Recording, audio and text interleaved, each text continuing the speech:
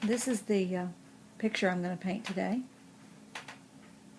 It's from one of mine from the beach. And we start with just a canvas blocked in with white and a little bit of brown. We're using these colors right here. That's a brown,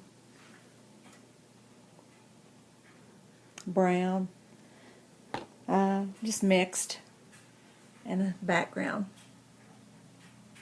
That's the base for the picture. And we're going to build sea oats from that.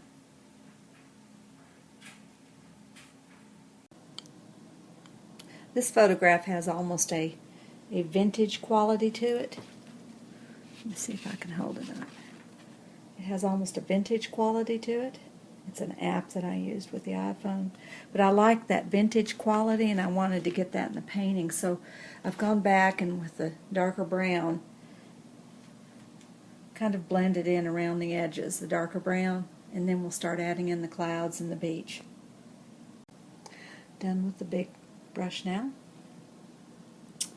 And we've blocked in the clouds. Subtly, not too much white. You don't want too much stark contrast between it.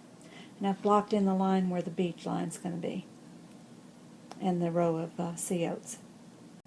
Now we've blocked in the beach, and we've done the background at the edge of the beach, back in the distance, and we're going to let that dry for a little bit until it gets nice and tacky, and we can paint over it with no problem.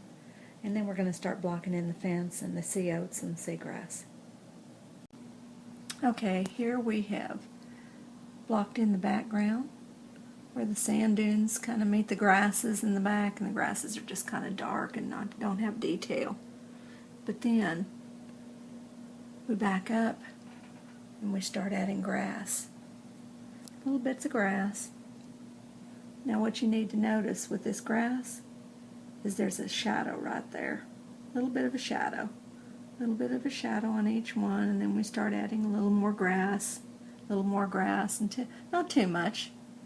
Remember the photo, just a little bit of grass, and that's what we're after.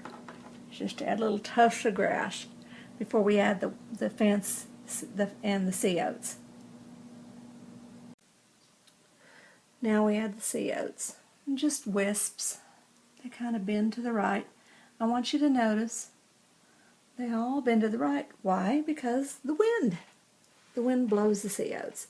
And if you'll notice, the clouds are blowing in the same direction that the sea oats are, so it gives a feeling of movement. See if I can get a little bit farther back and give you a sense. See the feeling of movement that you get right there?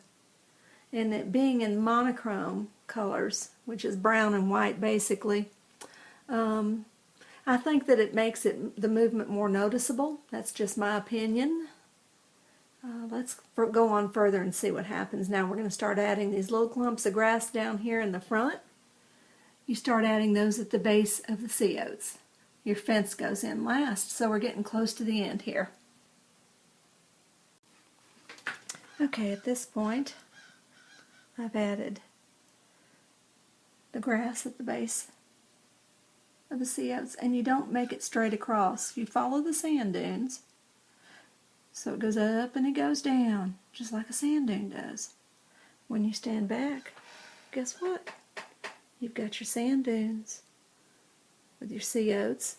Also added some little tufts at the top, and I'm going to come in close so you can see that they're not perfect little lines.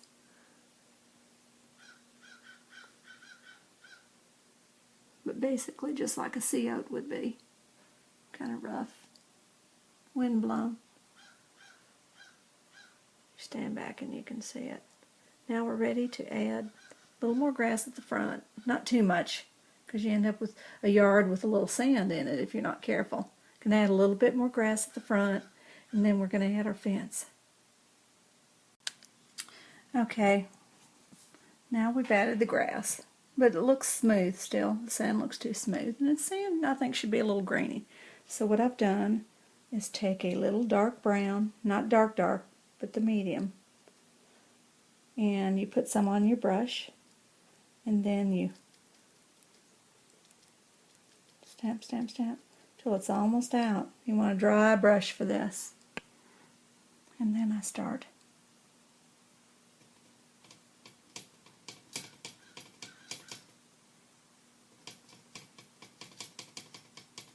especially around the grass, up here around the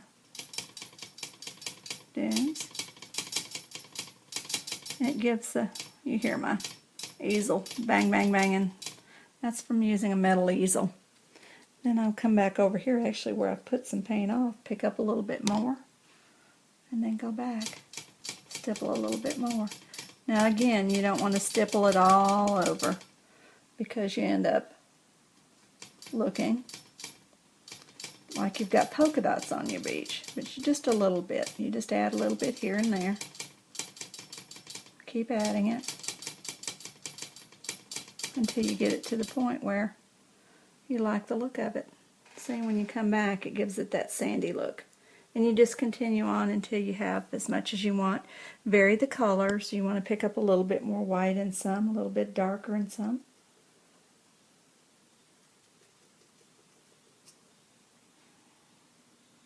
Remember, you can't goof this up. Everything can be fixed. If you stipple too much in one spot, you're going to get the same effect. It's going to smooth out. And just keep on like. Okay, we've put the fence railings in. And I used, rather than use the same brush that I used for the sea oats, you'd end up with the same effect. I used for the sea oats, I used a pointed brush. Let me see if I can find it there. Pointed brush for the sea oats, that size, which is a 1 and it's a liner, or that size, very small. That was for the sea oats. And for the fence, I used the flat side of a flat brush. In other words, I took it and I turned it like this and made little lines up and down. First with a very dark brown paint, straight out brown paint, and you make your fence go up and down, follow the dunes a little bit. You don't want to go straight across, and you make them in little sections. That's the way they're put up, actually, to keep the beach from eroding. And then after I did all my little sticks, I anchored them with a bigger post. Then I went back and I highlighted just a little bit on the post. It gives it a little more depth. And I also went back and I added a little more sand in under them, because you don't want your sticks just, if you don't anchor them in the sand, what you're going to end up with is you're going to end up with looking like brown lines on top of the sand, and you lose the depth. And then when you stand back, this one goes off in the distance. You start out bigger posts, then you get smaller, smaller, smaller. This is called perspective. It gives you a sense of going off into the distance. So this is almost like a fisheye view or a view of the beach, and you're finished. At this point, all you do is sign it. See, when you stand back, you see the vision, you see the feeling, you get the feeling of the sand building up on the beach, and you get the feeling of the sea oats and the clouds blowing. And you can do this even without using color. I wanted to try this without color because the photograph, for one thing, gave me the idea, and the other thing is I wanted to see if the details would stand out more without color, and I think they do. Let me know what you think. Comment, please. I'd love to hear what you have to think.